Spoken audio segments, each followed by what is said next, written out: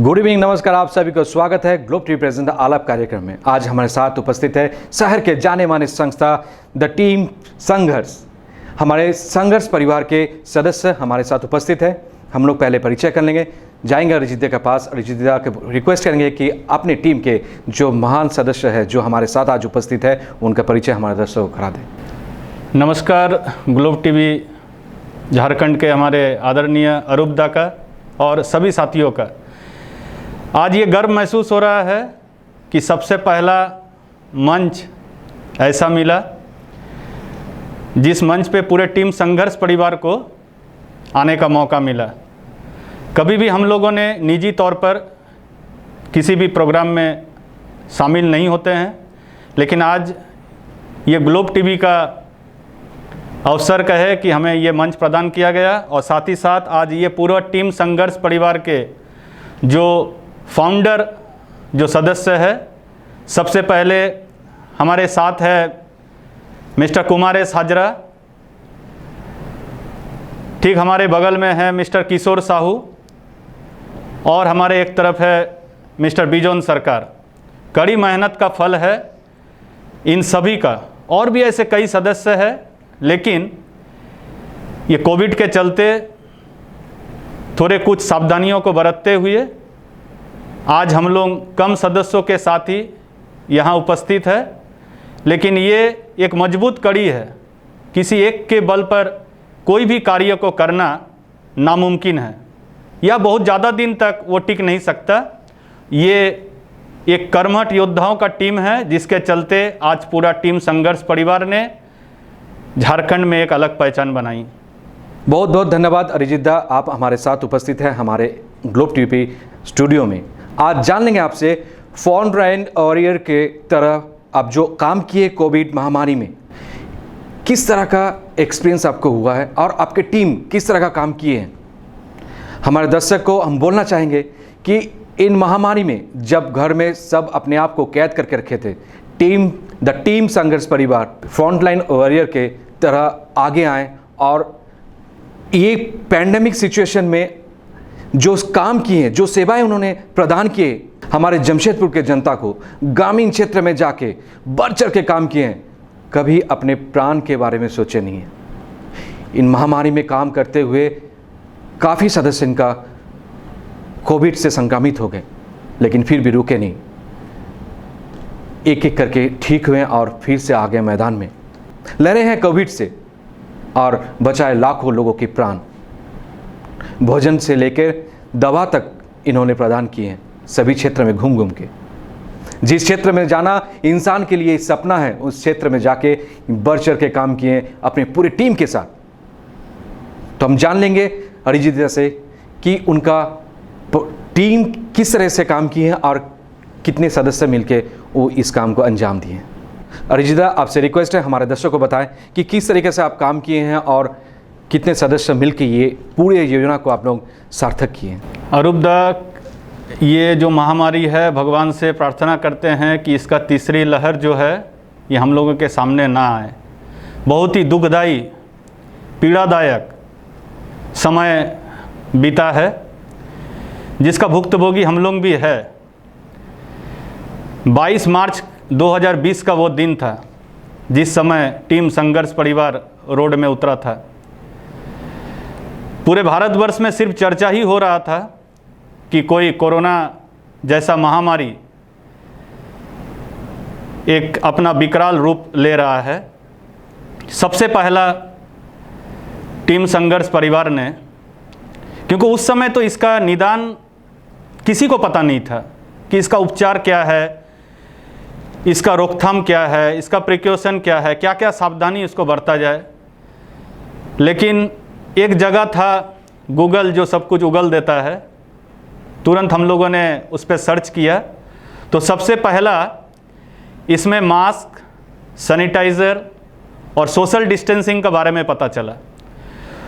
हम लोगों ने त्वरित कार्रवाई करते हुए, जमशेदपुर शहर उस समय पूर्ण रूप से अनजान था इस कोरोना से, लेकिन फिर भी हम लोगों ने कोलकाता के एक बड़े अस्पताल के सहयोग से अमेरिका से 3 लेयर फ्लूइड सील्ड मास्क लगभग 500 मास्क हम लोग वहाँ से मंगवाएं, जो काफ़ी उच्च गुणवत्ता वाला था। और सबसे पहला जिसे RT-PCR टेस्ट, अभी तो हर घर में एक एक बच्चा जानता है RT-PCR, ट्रूनेट, ये टेस्ट जो करते हैं वो सबसे पहला शुरू हुआ हमारे कोल्हान के सबसे बड़े अस्पताल MGM में। तो वहाँ जो लैब में ये टेस्ट कर रहे थे वो काफ़ी रिस्क जोन में थे, क्योंकि वो संक्रमित जो सैंपल था वो सबसे पहले उन्हीं के सामने आता था, वो लोग जांच करते थे। तो हम लोगों ने समझा कि सबसे पहले उनको सुरक्षा प्रदान करना हम लोगों के लिए सबसे पहला प्राथमिकता है। तो हमने वहाँ से वो 3 लेयर फ्लूइड सील्ड मास्क प्रदान करना शुरू किया, ताकि वह सुरक्षा, क्योंकि उस समय बहुत जन के पास मास्क भी नहीं था, और मास्क था भी तो ये सर्जिकल मास्क वगैरह जैसे हॉस्पिटल में यूज़ होता है वही उपयोग कर रहे थे। धीरे धीरे N95 चर्चा में आया, तो वहाँ से हमारा ये अभियान शुरू हुआ।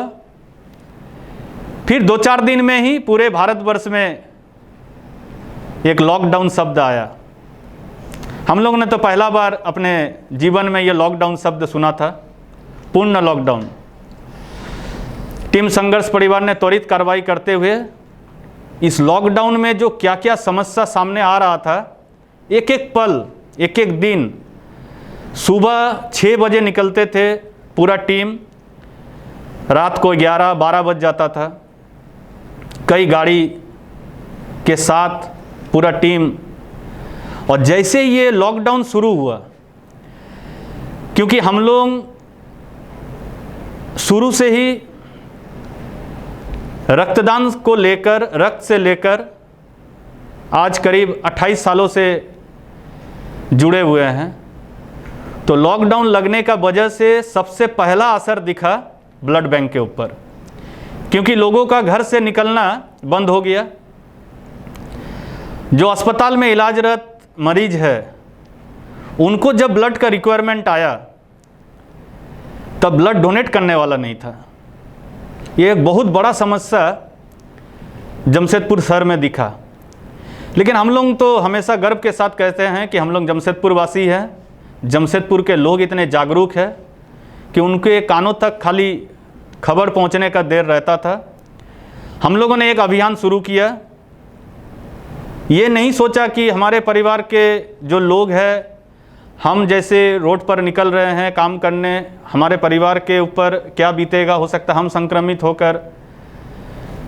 तो हम लोगों ने सबसे पहले अपने परिवार के जो भी सदस्य थे उनको उसी समय से आइसोलेट करना शुरू किया। यानी जैसे हमारे वाइफ बच्चे को किसी एक जगह भेज दिए ताकि हमारे संपर्क में कम से कम रह सके। शुरू से हम लोग एक अभियान चलाएं कि 8 बजे पूरा टीम निकलता था, 4 गाड़ी का काफिला था। सोशल डिस्टेंसिंग मेंटेन करना था। जहां 7-8 गाड़ी का कैपेसिटी है उसमें आप 3 से ज़्यादा लोगों को नहीं बैठा सकते। घर घर से रक्तदाताओं को लाने का मुहिम सबसे पहला टीम संघर्ष परिवार ने शुरू किया। रक्तदाताओं को घर से लेकर आते थे, रक्तदान करा के फिर उनको सुरक्षित घर पहुंचाना। बहुत सहयोगी संस्थाओं ने कंधे से कंधा मिलाना शुरू किया। सुदूरवर्ती गांव में हमारे आदरणीय मित्र श्रीमान सपन कुमार महतो जी लगभग 40-50 किलोमीटर दूर से अपने गाड़ी से 20-30 रक्तदाताओं को लेकर सुदूरवर्ती गांव से शहर रक्तदान कराने आते थे। रक्तदान करा के फिर सुरक्षित उनको उनके घर पहुंचाना। उनका सुरक्षा का पूरा ध्यान हम सबों के कंधे। कल को अगर कुछ उनको हो जाए तो उसका भी जिम्मेवारी हमारे ऊपर ही आ सकता था। लेकिन भगवान का कृपा भी साथ साथ चलते रहा। काफिला भी बढ़ते गया। जुनून था, जज्बा था युवाओं के, जो युवा पीढ़ी है, इन्होंने एकदम संकल्प ले लिया था कि इस विकट परिस्थिति में भी जो ज़रूरतमंद लोग हैं उनको अकेला नहीं छोड़ेंगे। 12 बजे तक चलता था रक्तदान शिविर। 12 बजे निकलता था ये पूरा काफिला पूरे शहर यानी जमशेदपुर आदित्यपुर के नियर जो पहले कांतिलाल हॉस्पिटल था वहाँ एक आपका पुलिस चेक पोस्ट था, वहाँ से शुरू होता था। टाटानगर स्टेशन, गोलमोड़ी, टेलको, साक्षी, मानगो, कदमा, बिष्टुपुर, जहाँ जहाँ रोड में चेक पोस्ट, जितने चेक पोस्ट थे, जितने राहगीर थे, जो ज़रूरतमंद लोग जिनका कोई सहारा नहीं है, जिनका घर नहीं है, जो रोड में सोते थे, उन सभी को लगभग ऐसे 650 पुलिस प्रशासन के लोग, आम नागरिक, राहगीर, गरीब, पीड़ित, असहाय जो मिलते थे, उनको हर दिन ब्रेड, जैम, सत्तू का शरबत, बिस्किट, मिनरल वाटर, ये सब हर दिन का ये ड्यूटी था। ये लगभग हम लोग 2022 मार्च से शुरू करते हुए 2021 तक हम लोग निरंतर इसको जारी रखे। लेकिन जैसे ही धीरे धीरे समाज के बहुत सारे संस्था इस विकट महामारी के संकट के समय जब सामने आए, तब हम लोगों को लगा कि शहर में काफ़ी लोग, काफ़ी संस्था सामने आ चुके हैं। अब हम लोगों को थोड़ा सा गांव का रुख जरूर करना चाहिए। तो धीरे धीरे हम लोग सुदूरवर्ती गांव की ओर निकल पड़े। सबसे पहला हम लोग पटमदा, बोड़ाम, राखा माइंस, पोटका, कांड्रा तक। कभी ऐसा भी समय आया जो टायो कंपनी बंद हो जाने से कई ऐसे परिवार थे जिनके ऊपर काफ़ी दयनीय स्थिति और वो दुखदाई दिन वो लोग देख रहे थे, उनके तरफ से भी सूचना आया। ऐसे लगभग 50 से 60 परिवारों को हम लोगों ने सूखा राशन, कभी भी हम लोगों ने बनाया हुआ खाना को थोड़ा सा अवॉइड किया, क्योंकि सुदूरवर्ती गांव जाते हैं, बहुत लंबा रास्ता होता था। ऐसा जगह भी गए जहां 4 व्हीलर पहुंचना नामुमकिन था, गाड़ी कहीं और खड़ा करते थे, पैदल चलते थे। सबर जाति के लोग रहते हैं ऐसे सुदूरवर्ती गांव में, जिस जाति को बचाने के लिए पूरे झारखंड सरकार नहीं, भारत सरकार भी प्रयत्न है कि ये जो जाति के लोग हैं इनको कितने अच्छे ढंग से सुव्यवस्थित रूप से इन्हें बचाए रखना है। ये हमारा एक धरोहर है इस धरती के। तो उन सबर जातियों के लिए लेकिन एक सुखद अनुभव रहा कि उतने सुदूरवर्ती, उतने बीहड़ जंगल पार करते हुए भी उस परिवार तक गर्व महसूस हुआ कि सरकार के द्वारा सभी को चावल मिल रहा था। ये एक अच्छी खबर था। लेकिन इस विषम परिस्थिति में भी, इतने कड़े लॉकडाउन में भी, उस अंतिम व्यक्ति तक हम लोगों ने देखा कि सबके पास चावल है। लेकिन सिर्फ चावल से अब कुछ होने वाला नहीं था, उसके साथ जो उनके सब्जी के लिए या और भी जो ज़रूरतमंद के चीज़ था, हम लोगों ने चावल को अपने सूखा राशन में से चावल को हटा दिया। हमने आटे का प्रबंध किया, जितने तरह के मसाले थे, 3 तरह के दाल, तेल वगैरह, नमक, सत्तू देते थे कि कम से कम थोड़ा सत्तू मतलब आप अगर पिएंगे तो थोड़ा लॉन्ग टाइम आप भूख को बर्दाश्त कर सकते हैं। तो ये लगातार सुदूरवर्ती गांव में ये हमारा प्रयास, चारों तरफ से फ़ोन आने लगा और हर एक जगह में हमारे इस टीम के ही कर्मठ योद्धा थे, जिसके चलते हम लोगों को एक अलग बल प्रदान मिलता गया। श्रीमान सपन कुमार महतो जी पटमदा, बोड़ाम को संभाले हुए थे, पूरे लिस्ट देते थे। हम लोगों ने कभी भी अपने मन से स्वेच्छा से कोई काम नहीं किया।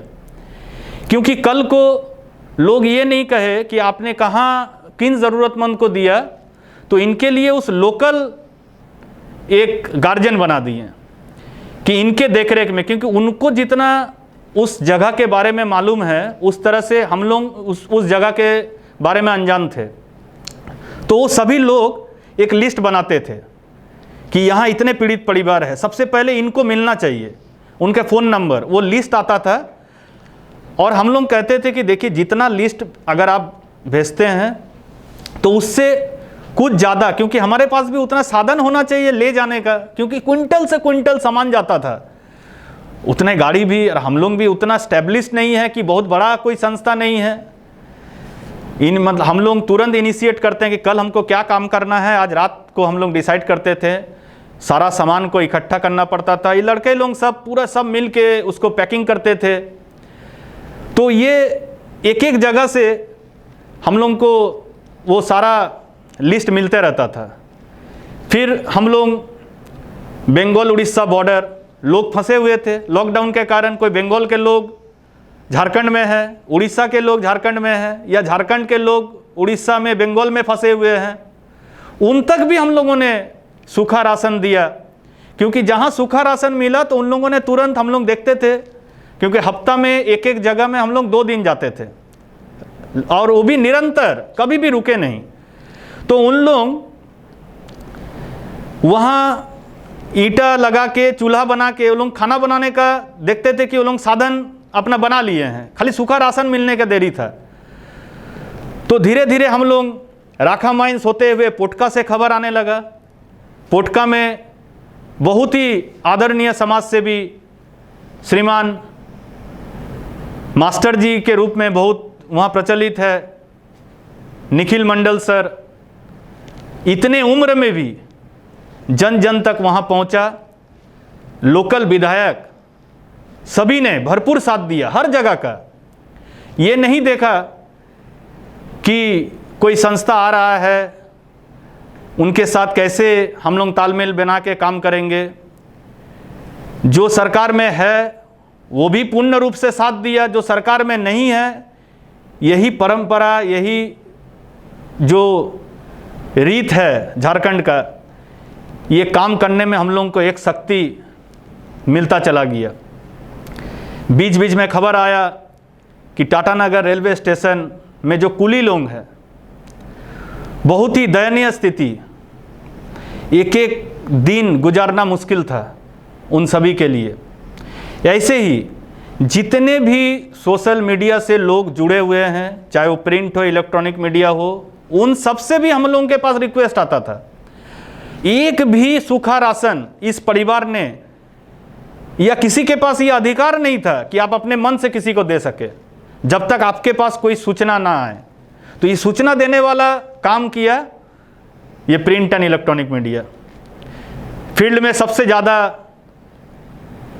आप ही लोग रहते थे, एक एक जगह से सूचना आया। इसी तरह से सूचना आया जो टाटानगर स्टेशन के जो कुली लोग थे, त्वरित जिस दिन खबर आया उसके नेक्स्ट डे सभी कुलियों को बुलाकर मास्क, सैनिटाइज़र, पूरा सूखा राशन, 15-15 दिनों का सूखा राशन, वो भी एक बार नहीं, जब जब फिर हम लोगों को मौका मिला 2-3 बार हम लोग वहाँ गए।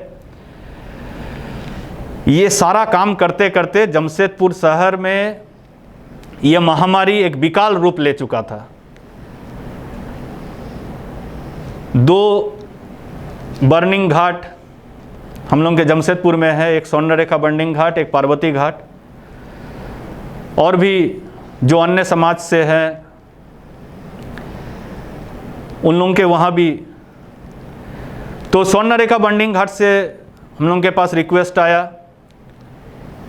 कि वहाँ के जो शेड निर्माण हेतु अगर टीम संघर्ष परिवार कुछ सहयोग कर सके, तो हम लोगों ने उस पर भी त्वरित कार्रवाई करते हुए, अगर आप लोग देखेंगे कि आज स्वर्ण रेखा बर्निंग घाट जो भुयाडी में जहाँ दाह संस्कार होता है, जो इलेक्ट्रिक जहाँ बर्निंग ये है, वहाँ देखिएगा एक पूरा रैम्प सेट बन चुका है। कड़ी मेहनत, लगभग 3 से 4 महीने वार्तालाप करने के बाद बहुत ही सुलभ रेट में, बहुत ही मतलब जो मार्जिनल है, कंपनी कॉस्ट है, उस कॉस्ट पे उस ब्लूस्कोप जो टीन है उसको मंगवाया गया। आज वो पूर्ण रूप से तैयार है। ये अब उसका जो स्वरूप है ये पता चला कोविड के समय।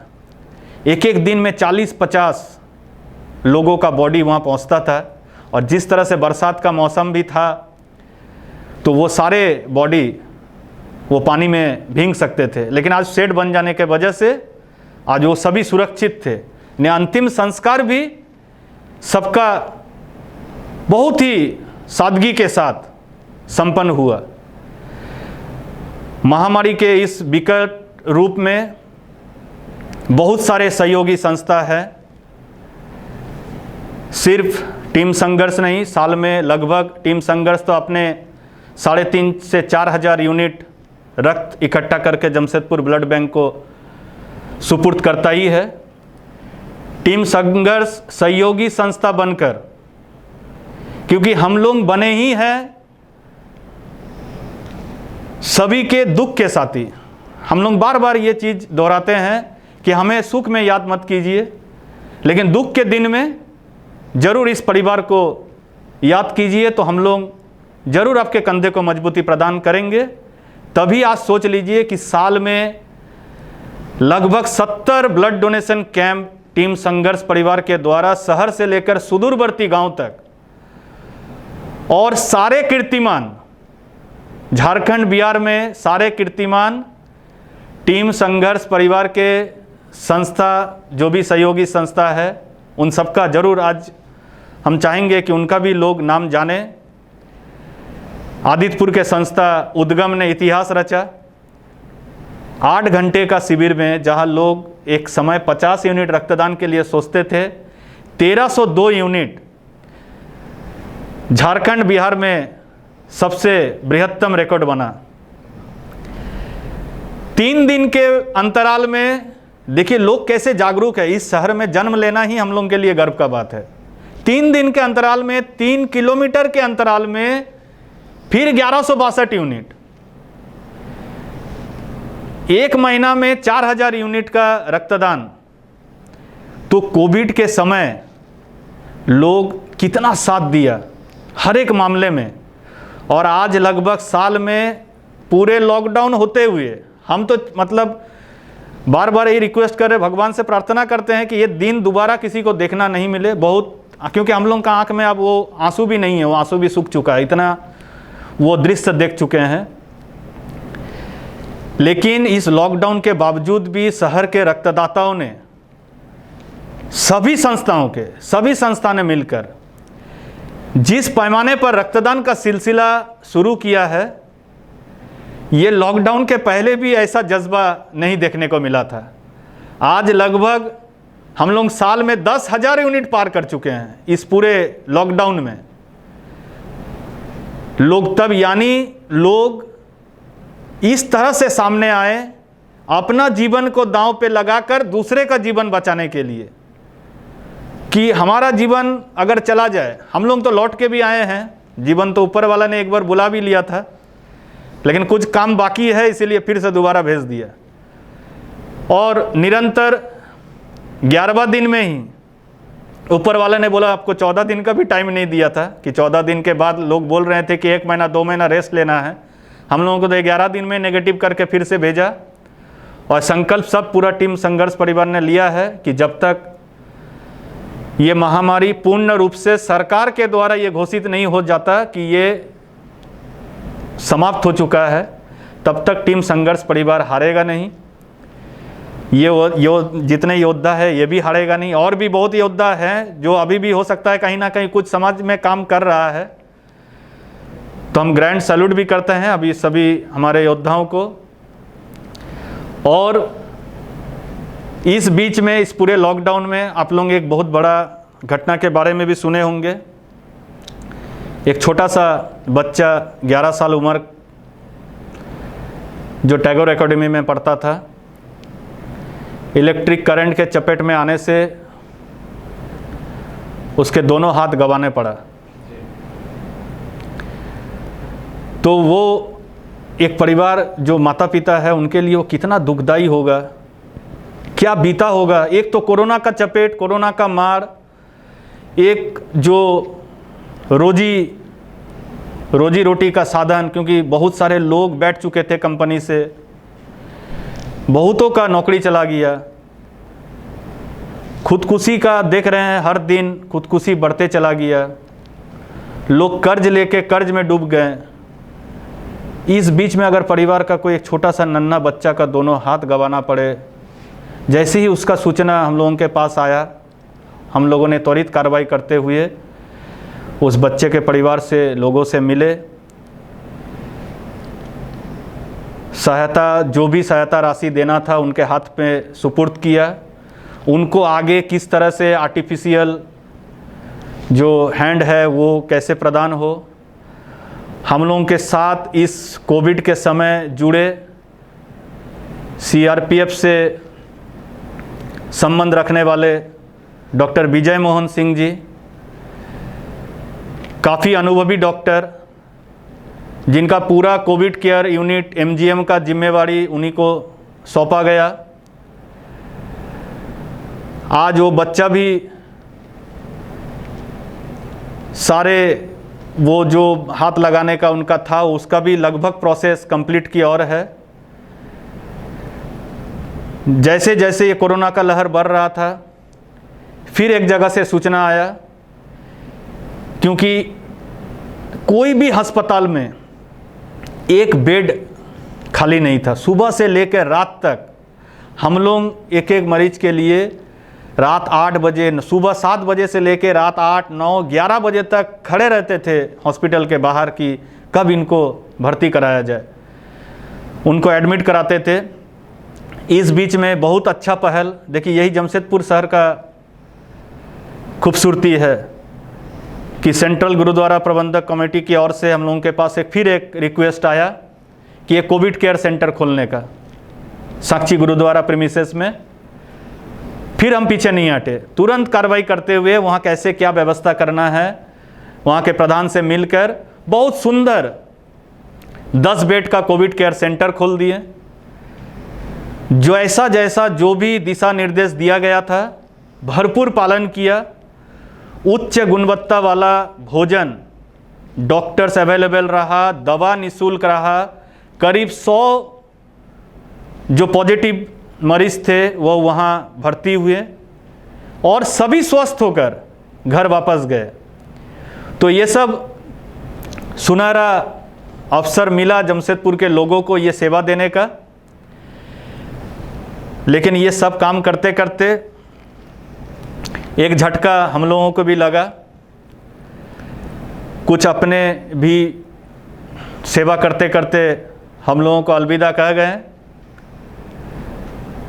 लेकिन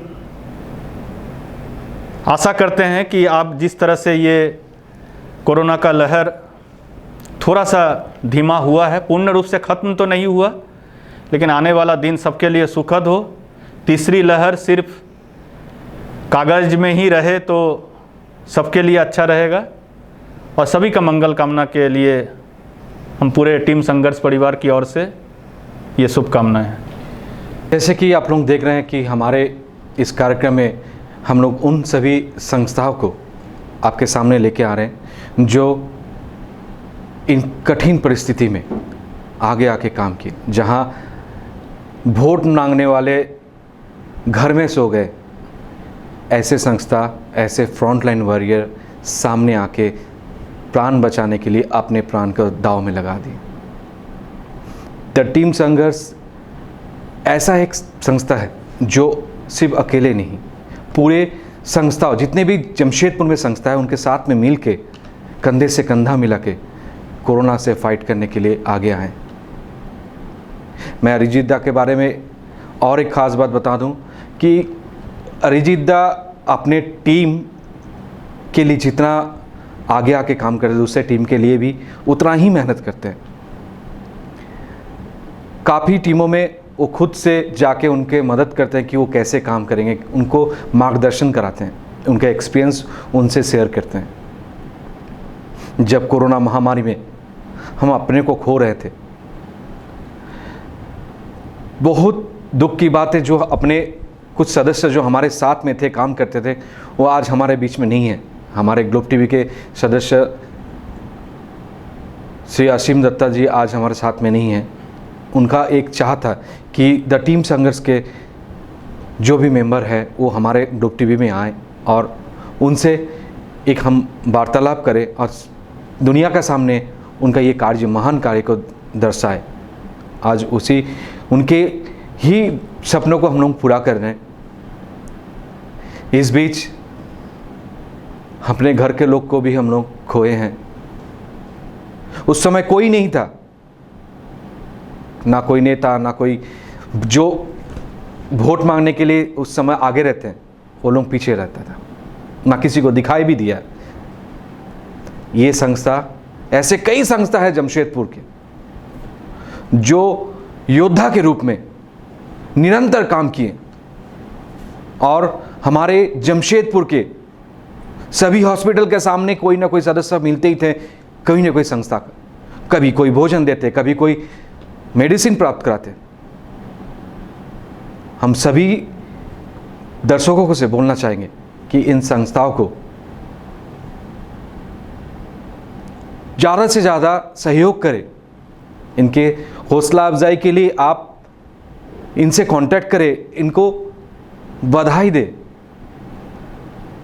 ये सिर्फ प्यार के भूखे हैं, ये सिर्फ प्यार चाहते हैं, ये सिर्फ आप लोग का सहयोग चाहते हैं। ऐसे संस्था जो अपने पॉकेट से खर्चा करते हुए, अपने पॉकेट मनी से दूसरों को सेवा करते हैं, जहां सब अपने पॉकेट भरने में लगते हैं, ये संस्था आगे आके अपने मेहनत के कमाई, जो अपने मेहनत के पैसा गांव देहात शहर में सभी को, जो भी सदस्य इनके पास पहुंचते हैं मदद के लिए, खुद जाते हैं, सभी सदस्य मिलके उनके कैसे मदद करें। जिन्होंने अभी अरिजीत दा ने आपके सामने बताया कि एक बच्चे ने करंट से उनका दोनों हाथ, दो बाजू खो गए, उनके लिए टीम संघर्ष ऐसा आगे आके मदद किए। और बाकी जो भी संस्था है उनको भी इन्होंने इंस्पायर किया कि आप भी आके ऐसे ही कार्य करें। तो ये खासियत है द टीम संघर्ष का। हम पूछना चाहेंगे टीम संघर्ष के बाकी मेंबर से कि अरिजीत दा के साथ जो काम उन्होंने किए हैं, एकजुट में काम किए, एक साथ में काम किए, क्या एक्सपीरियंस रहा। पहले हम सुन लेंगे श्री कुमार साजा जी के एक्सपीरियंस। आइए कुमार जी, आप थोड़ा बताइए कि क्या एक्सपीरियंस रहा टीम संघर्ष में काम करते हुए। टीम संघर्ष के साथ शुरुआत से ही हम जुड़े हुए हैं और हम लोग, जैसे अरिजीत दा ने आपको बताया अभी, कि हम लोग सुदूरवर्ती गांव और ब्लड डोनेशन और इन सारी चीज़ों पे हम लोग काम कंटिन्यू कर रहे हैं। कोशिश हमारा ये रहता है कि शहर में बहुत लोग पहुंच रहे हैं एवं बहुत सारी संस्थाएं हैं जो थोड़ा थोड़ा काम कर रहे हैं, लेकिन गांव में कोई दूर पे जाके काम करना नहीं चाहता है। दूसरा है, रूरल में बहुत सारे प्रॉब्लम्स आते हैं। सबसे बड़ा प्रॉब्लम आता है ट्रांसपोर्टेशन। दूसरा है कि सुख सुविधा वहाँ पे नहीं है। लॉकडाउन के पीरियड में भी ऐसा समय बीता है हम लोगों के साथ कि गाड़ी कहीं और है और कई किलोमीटर चल के सारे सामान को ले के जाना वो बहुत मुश्किल कार्य था। लेकिन वही सारे लोग मिल करके टीम में हम लोगों ने काम किया और निरंतर उस पथ पे हम लोग आगे बढ़ते रहे। बहुत सारे ऐसे घटनाएं हैं। हमारे टीम को इसीलिए एक समय पैडमैन का अवार्ड भी मिला है। जो अरिजीत दा बोल रहे थे अभी कि साबर जाति के लोगों को बचाने के लिए बहुत सारे उन्नयन कार्यक्रम सिर्फ कागज़ पे है जी, लेकिन हम लोगों ने उसको धरातल पे लेके आया और करीब करीब उस पीरियड में हर जगह पे हमने इस मुहिम को भी साथ में चलाया कि बच्चे और फीमेल जो हैं वो बहुत तकलीफ़ में थे, क्योंकि हम लोग गांव में जब रूरल में कंटिन्यू जा रहे थे तो वहाँ पे इस चीज़ों का भी प्रॉब्लम हम लोग को बहुत समझ में आया। तो हम लोग के साथ सहयोगी संस्था मिल करके तो हम लोगों ने खाने पीने के साथ साथ कुछ मेडिसिन्स, सैनिटरी पैड्स और इसके अलावा और बाकी जो इवन कि कुछ कुछ जगहों पे हम लोगों को ऐसा भी देखने को मिला कि जो शौच महिलाएं व्यवहार करती हैं या बच्चे व्यवहार करते हैं वो बहुत ही दयनीय स्थिति में था। तो वहाँ के जो लोकल गार्जियन थे उनके साथ मिल करके उन सारे चीज़ों को क्लीनिंग का बंदोबस्त भी हम लोगों ने कराया। नॉट ओनली खाना और ये सिर्फ इसके साथ साथ ताकि उनके स्वास्थ्य भी अच्छे रहे इस पीरियड में, उसके भी देखभाल हम लोग कंटिन्यू करते रहे। जैसे कि हम लोग शहर में ज़्यादातर संक्रमण देखा गया, ग्रसित है इस महामारी से। गांव में क्या ऐसे ही कुछ आपको मिला ना? गांव में ज़्यादातर कम ही लोग को संक्रमण हुआ, शहर जैसा कुछ नहीं था? नहीं, इस मामले में सर हमारा जो गांव है, हम तो ये बोलना चाहते हैं कि शहर से ज़्यादा डेवलप है, क्योंकि वो सोशल डिस्टेंसिंग को प्रॉपर वे में मेंटेन करते हैं। हर चीज़ को वो रखते हुए अपने हर गांव पे जिस पे भी हम जाते थे तो हम लोग कोशिश ये करते थे कि गांव से बाहर ही सारे कामों को कर पाएँ, क्योंकि उनके गांव के अंदर से कोई हमारे पास आता नहीं था, डायरेक्ट कांटेक्ट में नहीं आता था और ना ही हम लोग उसके डायरेक्ट कांटेक्ट में जाते थे।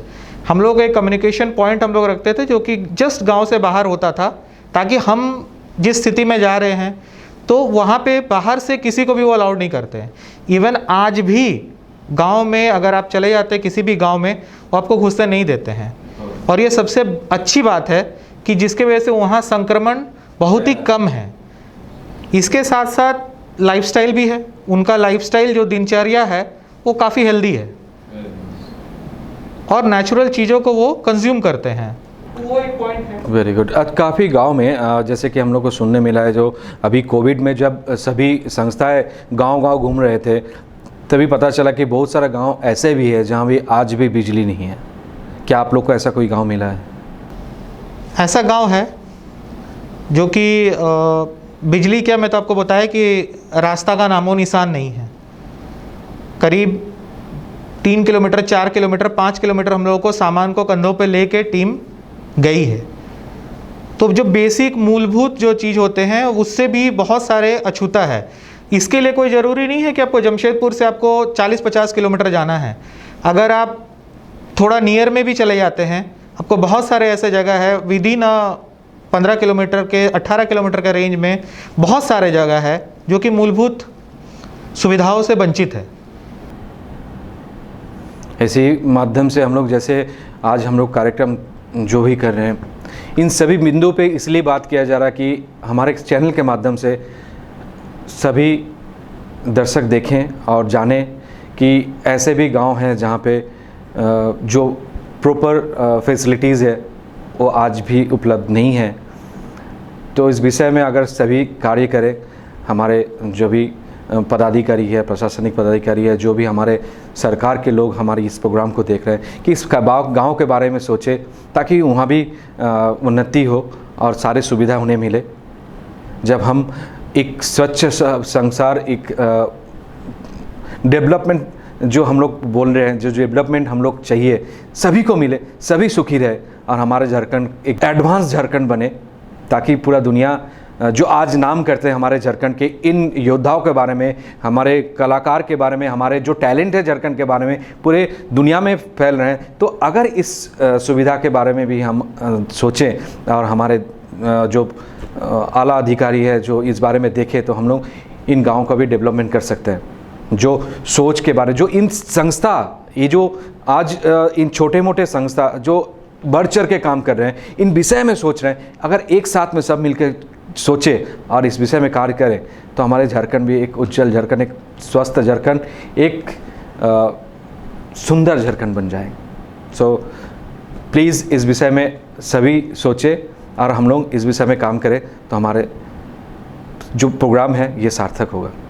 हम अभी पूछेंगे मिस्टर किशोर साहू से कि आपका क्या एक्सपीरियंस रहा, आप भी अपना मन के कुछ बताएं ताकि हमारे सदस्य, हमारे जो दर्शक हैं इस विषय में जाने कुछ नया, कुछ जो हम लोग आज तक सुने ही नहीं।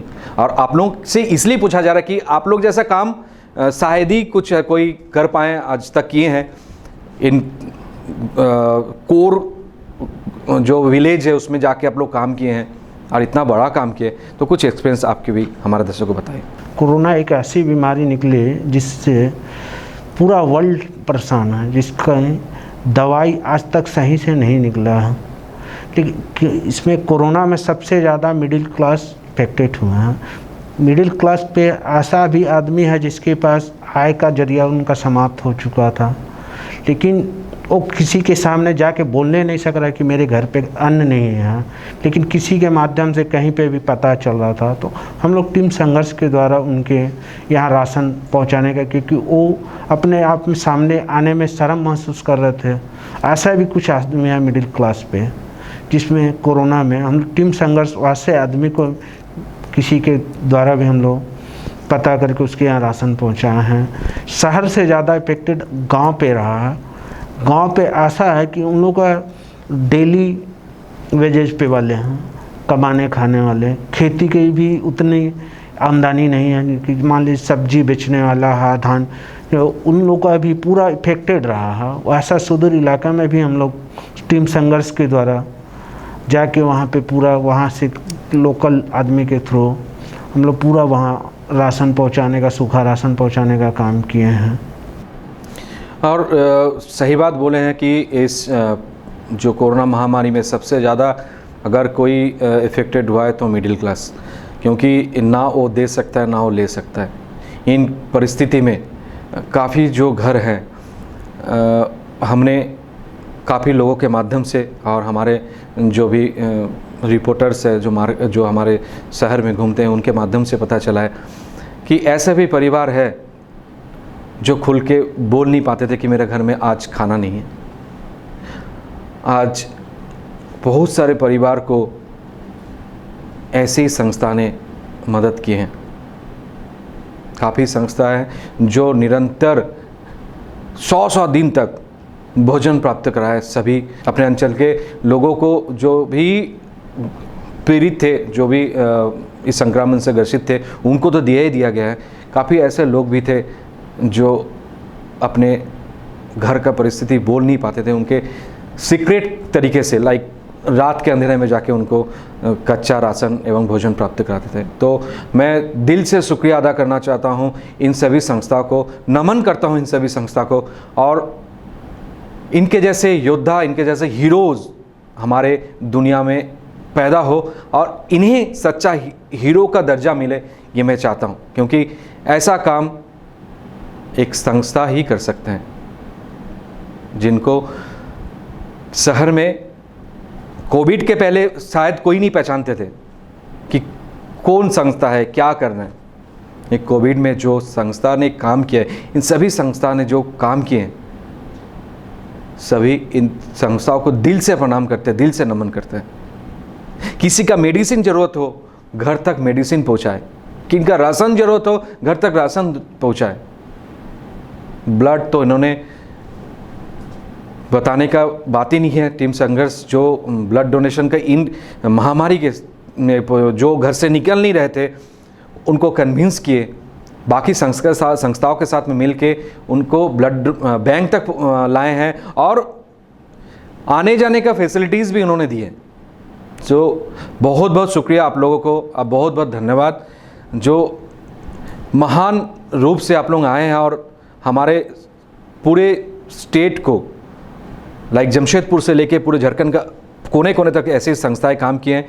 आप लोग जमशेदपुर में इतना बड़ा काम किए हैं, आप लोग रियल माने तो रियल हीरोज़ आप ही लोग हैं और आप लोग को दिल से शुक्रिया अदा करना होगा। और इसके साथ मैं जाऊंगा हमारे विजोंदा के पास। विजोंदा, आप भी थोड़ा सा अपना एक्सपीरियंस हमारे दर्शकों को बताएं कि क्या क्या इन सिचुएशन में आपके सामने आया और क्या क्या देखें, और थर्ड वेव आने के पहले इन विषय को अगर सुधार लिया जाए तो हमें हमारे संसार बचेगा बहुत सारे इस संक्रमण से हमारे दर्शकों को तो कुछ बताएं।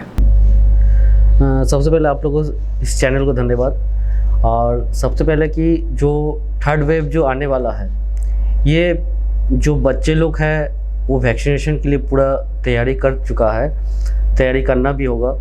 और अभी जो सिचुएशन आ रहा है कि जिसमें आपको छोटा बच्चे लोग को वैक्सीनेशन देना है, चाहे अभी पूरा नहीं हुआ, लास्ट 2 दिन पहले देखा गया था कि जो 2 लाख वैक्सीन आने वाला था एडल्ट के लिए, वो 15 से 16% ही आया हुआ है।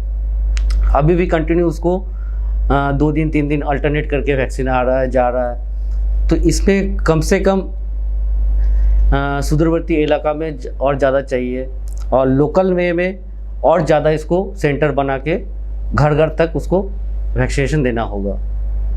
सर, ये वैक्सीन के बारे में जहाँ तक आपने बात की है, तो वैक्सीन जिस तरीक़े से हम लोग के पास प्राप्त होना चाहिए उस तरीक़े से वैक्सीन हम लोग के पास उपलब्ध नहीं हो रहा है। और शहर में ज़्यादातर देखा जाए शहर में ही इतना क्राइसिस है, तो गांव क्षेत्र ग्रामीण क्षेत्र में क्या होगा?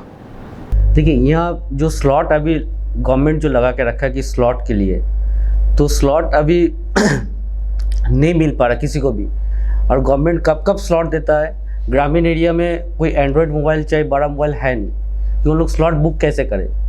और जो भी वैक्सीनेशन जो दे रहा है वो पूरा तरीक़े से वो सक्सेसफुल नहीं है। उसको घर घर जाके उसको मोटिवेट करके उसको वैक्सीन दिलाना है, और इसमें नहीं कर पा रहा कोई भी, बिकॉज ऑफ कि हमारे उतना पर्याप्त मात्रा में हम लोग का वैक्सीन नहीं मिल रहा है। और जो भी आ रहा सब शहरवासी को मिलता है। और उससे जो जमशेदपुर में आपका 6 लाख से आबादी से ज़्यादा है, जी, जिसमें आपको हर वीक में आपको 1 लाख का आसपास चाहिए वैक्सीनेशन। तो उस एरिया से 15% 16% वैक्सीनेशन आ रहा है, तो पूरा नहीं हो पा रहा। उसको जितना जल्दी चाहे कि उतना उसको कंप्लीट करा पाए। अरिजीत जी, आपसे पूछना चाहेंगे कि जैसे कि आपने बढ़ चढ़ के प्लाज्मा डोनेशन का काम किए थे, प्लाज्मा डोनेशन के लिए आपने काफ़ी प्रचार किए और काफ़ी मात्रा में प्लाज्मा डोनेशन भी कराए थे, तो कितना कार्यरत रहा प्लाज्मा कोविड पेशेंट के लिए? देखिए, सबसे पहले तो एक चीज़ क्लियर कर देते हैं कि टीम संघर्ष परिवार का जन्म कोविड में नहीं हुआ है। टीम संघर्ष परिवार 2015 और 15 नवंबर झारखंड स्थापना दिवस, ये हमारे लिए भी गर्व का बात है। उसी दिन को हम लोगों ने ये चुना कि याद रहे। और हम लोग 28 सालों का अनुभव है। बहुत सारे ऑफिस में अब देखते होंगे कि स्वामी विवेकानंद का फ़ोटो लगा हुआ है पीछे, युवाओं के मार्गदर्शक के रूप में रखते हैं। और हम लोग तो स्वामी विवेकानंद के विचारधाराओं से वो स्कूल से पढ़े हुए हैं, हम लोग को फ़ोटो लगाने का तो ज़रूरत ही नहीं है। वो पूरे भावधारा हम लोग के अंदर में है। कुछ विशेष सिर्फ रक्तदान, और ये कोविड तो अभी आया है, ये कब तक चलेगा तब तक हम लोग भी साथ चलेंगे ही। हम लोग का कार्य करने का कुछ कई दिशाएं हैं। सबसे पहला ब्लड डोनेशन, आज से नहीं 25 साल से लगातार जारी। दूसरा, अभी हम लोग बहुत बृहद पैमाने पे अन्नदान एक अभियान हम लोग आज 12 साल से हर दिन 50 लोगों को, आप एक बेला अगर 50 लोगों को कोई खाना खिलाता है या अन्नदान करता है तो वो साल में एक बार, हम लोग साल में 290 बेला, यानी हम लोग अपने बच्चे का जन्मदिन को सबसे पहले समर्पित किया कि अब नो सेलिब्रेशन, अगर कुछ करना है तो उन पीड़ित एवं असहाय लोगों के लिए। तो हमारे परिवार से ही 6 दिन साल का हम लोगों ने नव जागृत मानव समाज कुष्ठ आश्रम को दिया। ऐसे जुड़ते गए सभी योद्धाओं ने अपना अपना परिवार का जितना शुभ दिन, चाहे एनिवर्सरी, चाहे डेथ, जो मतलब आपका पुण्यतिथि का दिन रहता है, ये सभी समर्पित। आप सोच सकते हैं कि 12 साल से अगर हर दिन लगभग 365 दिन में 290 दिन और 290 बेला हम लोग फ्री भोजन उपलब्ध करवाते हैं। जितने भी संस्थाएं, चाहे चेसायर होम हो, वृद्धाश्रम हो, कुष्ठ आश्रम को तो हम लोग एक तरफ से सोच लीजिए कि गोद ले लिए, वहाँ जो भी ज़रूरतमंद का चीज़ है। और सुदूरवर्ती गांव में जो अभियान टीम संघर्ष परिवार जारी कर चुका है, इतने बृहद काम आपको कुछ महीनों में दिखने को मिलेगा।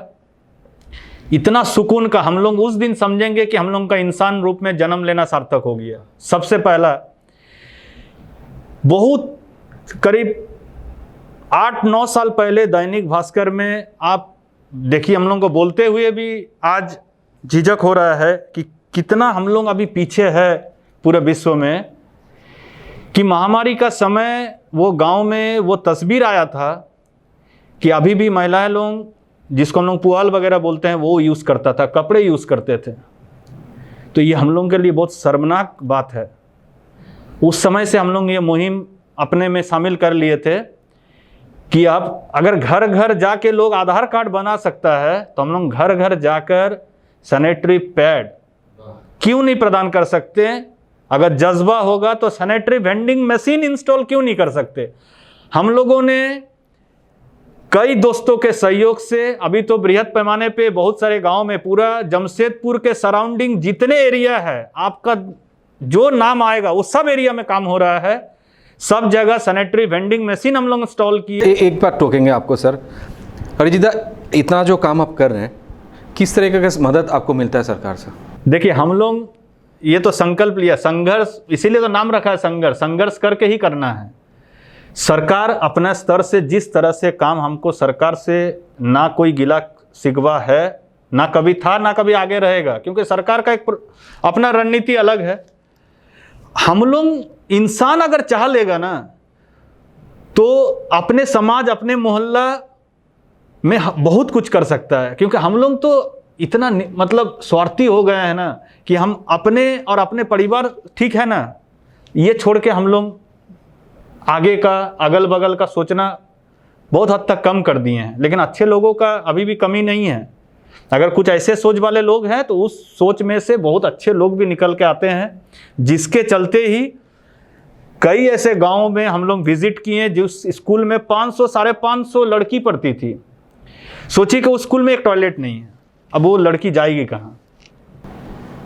तो क्या वो स्कूल सरकारी स्कूल था या? हाँ, नहीं, सरकारी स्कूल है। सरकारी स्कूल है, जिसमें हम लोगों के बहुत गर्व का भी बात है कि झारखंड के ब्रांड एम्बेसडर स्वच्छ भारत मिशन के रही मिस मोन्द्रिता चटर्जी, उनके पिताजी, उनके परिवार ने पूरा मिलकर इतना हाईटेक टॉयलेट, लैट्रिन, बाथरूम वहाँ बनवाया, बहुत ही नज़दीक पोटका में, कि उस समय के डीसी वो उद्घाटन भी किए थे। उन्होंने भी कहा था कि इतना सुंदर, इतना साफ सुथरा, इतना सजा के हम लोग के परिवार में भी इस तरह का जो है शौचालय वो नहीं है। तो ये तो हम लोगों के लिए, तो यानी पब्लिक अगर चाहेगा, मतलब प्राइवेटली अपने संयोग से, हम लोगों ने अब आज तक कोई भी एक नया पैसा सरकारी सहायता नहीं लिया। कुछ अफसर भी बने, लेकिन उसको भी हम लोग नज़रअंदाज कर दिए।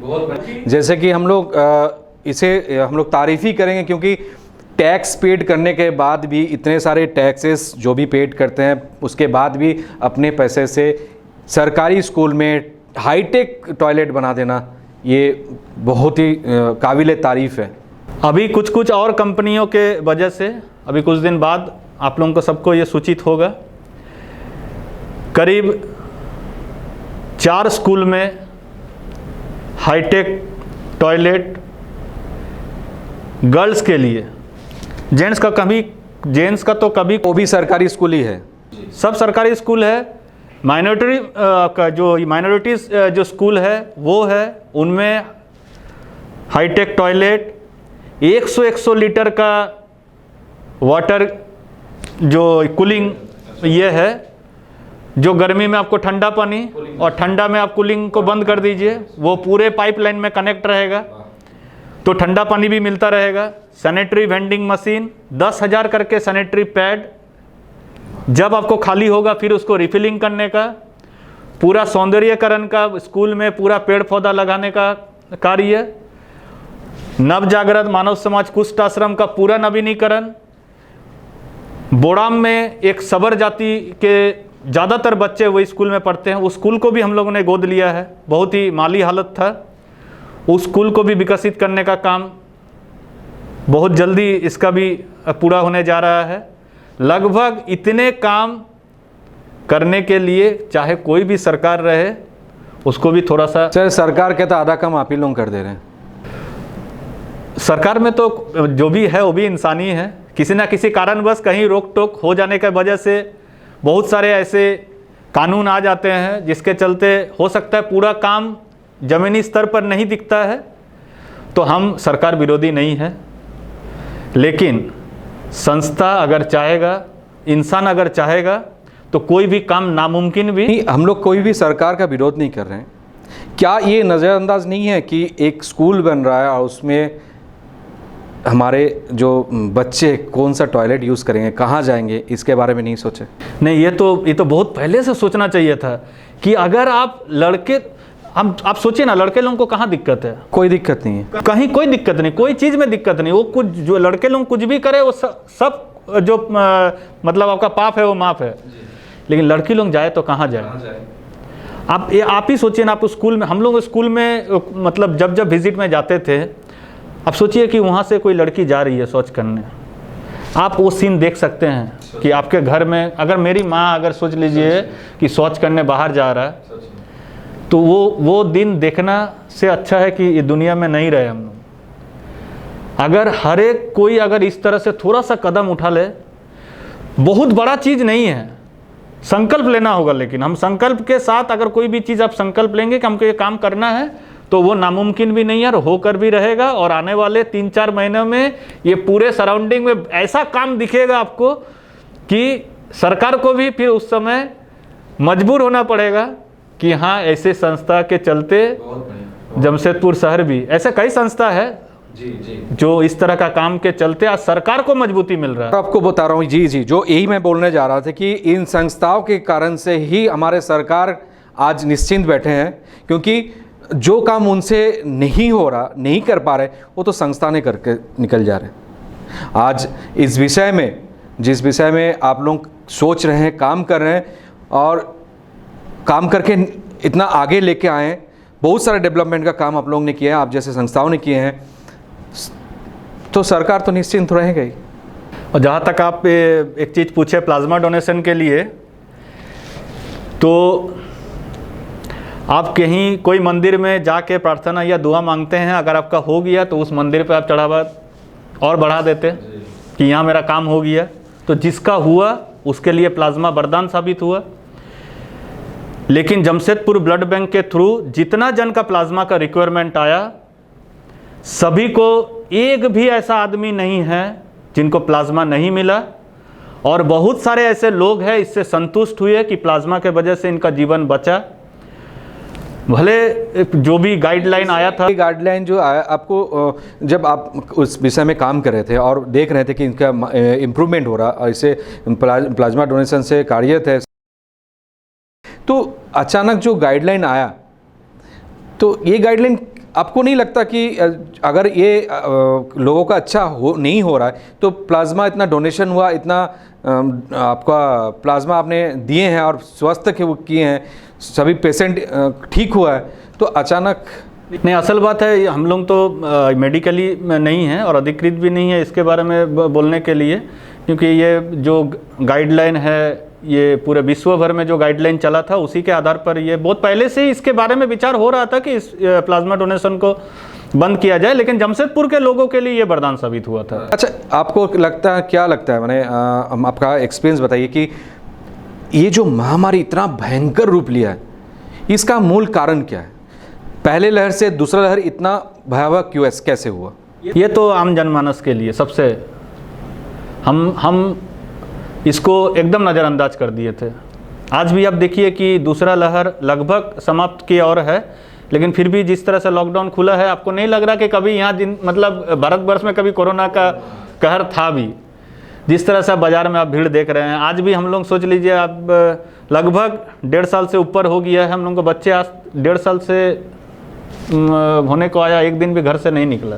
आज भी हम लोग वो रूटीन को फॉलो कर रहे हैं। तो जो नियम को एक दिशा निर्देश है, क्योंकि हम तो पूर्ण जानकारी इसके बारे में कोई नहीं है ना कि इसका, लेकिन रोकथाम तो है।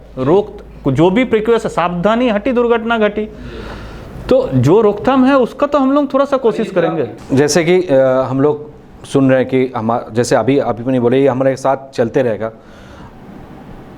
थर्ड वेव के बारे में आप लोग क्या रणनीति बनाए? देखिए, हम लोग तो पहले से अभी से जागरूक हो गए हैं। हम लोग हर चीज़ को सबसे पहले पॉजिटिवली लेते हैं कि वो आएगा। हम नेगेटिव सोच के, अब जैसे बाज़ार में भीड़ हो रहा है तो वो लोग सब नेगेटिव सोच रहा है कि नहीं, ऐसा कुछ नहीं होगा, सब ठीक ठाक है। लेकिन हम लोग उसको पॉजिटिव लेते हैं कि रिजल्ट पॉजिटिव होगा, यानी थर्ड वेव आ सकता है। हम लोगों ने उसी लिए थर्ड वेव को देखते हुए हर तरह का सावधानी बरतने का दिशा निर्देश सभी सदस्य ने हर जगह उसको अमल में लाने का कोशिश भी कर रहे हैं। अगर थर्ड वेव आ गया और हम लोग उसको नज़रअंदाज तो नहीं करना है, इसके चलते हम लोग यही रविवार को फिर से एक तो महा ब्लड डोनेशन कैंप का भी आयोजन कर दिया। फिर से अगर कहीं लॉकडाउन ऐसा लग गया है तो कम से कम 45 दिन कम से कम इस मामले में थोड़ा सा ब्लड बैंक सुरक्षित रहे। और ख़ास करके जिस तरह से अभी हर तरफ से ये सूचना आ रहा है कि जैसे सबसे पहला वेव जो था ये एबोव 60 था, ज़्यादा जो मतलब इसका चपेट में आए, क्योंकि उस समय तो वैक्सीनेशन नहीं हुआ था। और जितने ज़्यादा उम्र होंगे तो उसका इम्यून सिस्टम थोड़ा कमज़ोर पड़ने लगता है, तो इसीलिए वो ज़्यादा अफेक्टेड हुआ। सेकेंड वेव क्या हुआ कि जो एबोव 60 था उनको तो वैक्सीन मिल गया, वो थोड़ा सा सुरक्षा जोन में चले गए। लेकिन जो बिलो 45 था उनको वैक्सीन शुरू नहीं हुआ था, तो यंग एज के जो युवा पीढ़ी थे ये थोड़ा इसका ज़्यादा चपेट में आए सेकेंड। अब ये सेकेंड 18 प्लस भी वैक्सीन शुरू हो चुका है। तो इसीलिए ये गाइडलाइन है, देखिए प्रॉपर गाइडलाइन इसका इस लेवल पे इसका सही निराकरण तो कोई नहीं बता सकता। ये एक वो ट्रेंड बता रहा है कि अब इसका चपेट में बच्चे लोग ज़्यादा आएंगे, जो कि अगर आप इसका सही आकलन करेंगे अस्पताल से तो सेकेंड वेव में भी बहुत बच्चे भर्ती हुए हैं। बहुत बच्चे संक्रमित हुए थे, हमको लग रहा है 300-400 बच्चे तो बता रहे, डॉक्टर से बताया जा रहा कि जो बच्चे को कोविड हो चुका है उनको ज़्यादा खतरा है। उनको ज़्यादा खतरा है, क्योंकि पोस्ट कोविड में जो है बड़े लोगों को भी बहुत सारे लोगों को हार्ट अटैक से डेथ हुआ, पोस्ट कोविड के बाद डेथ हुआ। और बच्चे लोग में क्या है कि बच्चे लोग में थोड़ा सा जो इम्यून सिस्टम है वो थोड़ा सा स्ट्रॉन्ग है, मतलब हम लोग से ज़्यादा स्ट्रॉन्ग है इम्यून से, वो लोग में बहुत बर्दाश्त करने का अभी ताकत मतलब ज़्यादा है, तो ये जल्दी इफेक्टेड नहीं होंगे। लेकिन नज़रअंदाज मतलब बच्चे लोग का ऐसा नहीं कि भीड़ भाड़ में निकाल लेंगे विदाउट मास्क विदाउट मतलब सैनिटाइज़र। और जो भी 14 साल के अगर ऊपर है तो हम लोग मान लेते हैं कि अभी वो एडल्ट की तरफ जा रहा है, लेकिन 14 साल के नीचे या 10 साल के नीचे तो एकदम उस बच्चे को पूरा ध्यान रखना है। जब आशंका यानी हम अगर निर्भीक होकर बाहर निकल जाएंगे तो ये परिस्थिति से तो लड़ना पड़ेगा फिर, तो इसके लिए सभी हम लोग अलर्ट हो जाए। अरिजीत दा कि बच्चों को जंक फूड ना दे, अभी कोई भी बाहर का खाना लाइक 10 ईयर्स बिलो 10 ईयर्स को तो ना ही दे। और जब भी आप बाहर निकलते हैं, पेरेंट्स के बारे में बता रहा हूँ, आप बाहर निकलते हैं आके तुरंत ही अपने जो कपड़ा है उसको वॉश करने में दे दीजिए, वो कपड़ा को पहन के घर के अंदर ना घुसिए। कुछ विषय में आप अगर सावधानी बरतेंगे तो आपका बच्चा सेफ रहेंगे। आपके बच्चों को ऑब्वियसली आप फिज़िकल एक्सरसाइज ज़रूरी है, घर में ऑनलाइन योगा क्लासेस हो रहा है उसको कराइए, बाहर निकलने मत दीजिए क्योंकि अभी खतरा टला नहीं है। अगर हमारे लिए बच्चे ही सब कुछ है, अगर बच्चे को कुछ हो जाए तो हम लोग जी नहीं सकेंगे। तो इस बारे में आप लोग को ज़्यादा ध्यान देना होगा। बच्चे को सुरक्षित रखने के लिए जो हम लोग का रूल्स है, जो कोविड रूल्स है, उसको फॉलो कीजिए प्रॉपरली, तभी आपका बच्चा सुरक्षित रहेगा और इस सब चीज़ों से हम लोग दूर रहेंगे। और अरिजीत दा, आपके पूरा टीम को बहुत बहुत धन्यवाद, आज हमारे साथ उपस्थित हुए हैं। और कुछ हमारे दर्शकों के लिए आप बोलना चाहें तो आप बोलिए कि क्या रूल्स फॉलो करना चाहिए और कैसे हमारे संसार को एक स्वस्थ संसार हम लोग बना सकें। देखिए, एक हम लोग बीच में स्लोगन चलाए थे कि जो पीड़ित है, जो अभी इस कोविड से जंग लड़ रहे हैं, उसको अपना साथी बनाइए, उनको अपने से दूर मत कीजिए। बहुत जन के घर में जिनको भी कोरोना से ग्रसित हुए थे, हम लोग वो दिन जब देख रहे थे कि जब घर का कोई सदस्य, एक एक घर में तो 4-5 सदस्य, 6 जन में 5 जन इस दुनिया को अलविदा कर गए। कैसे वो जब वो जो सीन था कि कैसे उनका दाह संस्कार के समय एक एक आदमी जुटने के लिए आदमी सोच रहा था, तो सभी के लिए, क्योंकि हम लोग तो इतना तो कह सकते हैं कि हम लोगों का जो स्वरूप है वो इंसान का ही है। अभी तक तो कम से कम ये शरीर में तो जानवर अभी तक नहीं आया है, लेकिन ये कोरोना बहुत कुछ नया सिखाया, बहुत कुछ दिखाया, बहुत को फिर से पहचानाया। तो हम लोग ये करेंगे कि एक इंसान का मदद के लिए दिल में वो जगह बनाए। जिस तरह से शुरू से ही सरकार ने कहा कि कोरोना से डरना नहीं है, लड़ना है, तो हम लोगों का जो स्लोगन चला वो बीमारी से डरो, बीमार से नहीं। तो ये बहुत कामगार साबित हुआ। हर जगह एक अलग मनोबल मिला। ऐसा एक केस में जब हम लोगों को लगा, सोनाड़ी में एक बहुत दिन से खबर मिल रहा था, उसका परिवार में सभी इससे ग्रसित हो चुके थे कोरोना से। तो हम लोगों के पास खबर आया, 2 दिन हम लोग कोविड से हम लोग ठीक ही हुए थे।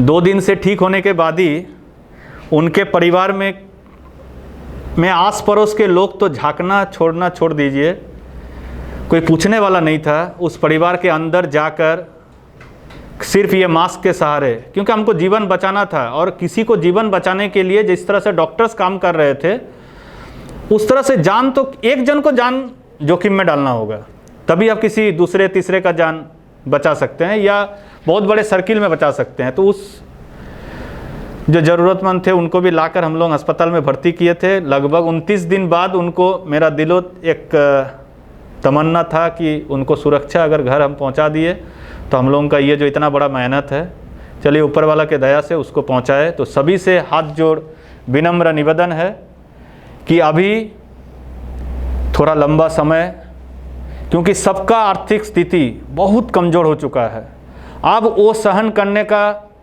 और शक्ति नहीं है। भगवान भी हाथ खड़ा कर दिया है कि आप सिर्फ बुलावा ही उनके पास एक जरिया है, क्योंकि हम लोग इतना इग्नोर कर रहे हैं हर एक चीज़ को। यही गुजारिश के साथ कि आप सरकार के द्वारा बताया गया सभी दिशा निर्देशों का पल पल पालन करें। आपके परिवार का एक सदस्य चल जाने से परिवार के ऊपर क्या बीतेगा इसका अंदाज़ा जाने वाला को नहीं होगा। जिस परिवार से एक भी सदस्य ने अपना जान गंवाया है, अगर आपको नज़रअंदाज आप किसी चीज़ को कर रहे हैं तो उस परिवार के सदस्य से जाकर मिलिए। अपने परिवार को सुरक्षित रखना आपके अपने हाथों में है। प्रशासन के लोगों के भी परिवार के लोग हैं, उनके भी बच्चे हैं, वो भी जो रोड में दिन रात सेवा कर रहा है, उनकी तरफ देखकर घर के सभी लोग एक साथ ना निकलकर बारी बारी से ज़रूरत के सामान निकलने हेतु आप बाज़ार जाएं। हर दिन जाने का ज़रूरत नहीं है। आप कोरोना के पहले हफ्ता में 1 दिन जाते थे और कोरोना में आप हर दिन निकल रहे हैं।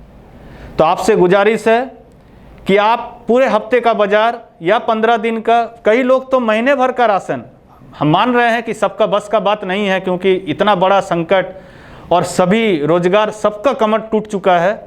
लेकिन जितना कम आप घर से बाहर निकलेंगे, जितना सावधानियों को बरतेंगे, उतना, जिस तरह से आज जुबली पार्क खुला है फिर से हरा भरा, हम सबका जीवन इसी तरह से हरा भरा रहेगा।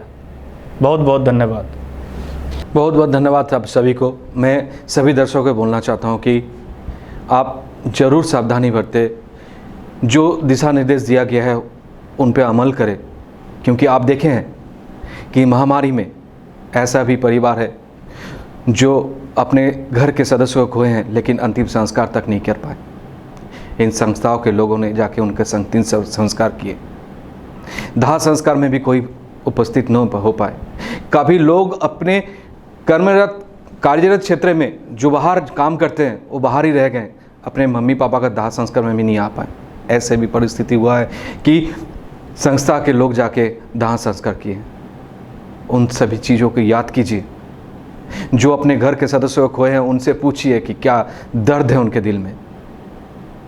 ऐसे सिचुएशन में लोगों का घर में क्या बीता है, क्या हुआ है, इस चीज़ को आप देखिए। आप लोग अगर घर में सब सुरक्षित है तो भगवान का वरदान है आप पर, इसे नज़रअंदाज मत कीजिए। अपने आप को सुरक्षित रखिए, सारे नियम का पालन करते हुए भगवान के इस मूल्यवान जीवन को सुरक्षित रखने में आगे बढ़िए। आप सुरक्षित रहेंगे तो आपका परिवार सुरक्षित रहेगा, आप सुरक्षित रहेंगे तो आपका संसार, आपका अंचल में सभी आपको देख के सुरक्षित रहेगा। आपका प्रिकॉशन, जो आपका सेफ्टी रूल्स आप अगर मानेंगे तो आपको देख के सभी इंस्पायर हों। So please follow all the rules. आज विदा लेते हैं, फिर एक नए संस्था के साथ, एक संस्था के साथ आपके साथ उपस्थित होंगे और जान लेंगे उनके एक्सपीरियंस और श्रद्धा पूर्वक उन्हें नमन करेंगे कि ऐसे ही आप हीरोज़ जैसे हम लोग का संसार में काम करते रहें और लाखों लोगों का प्राण बचाएं।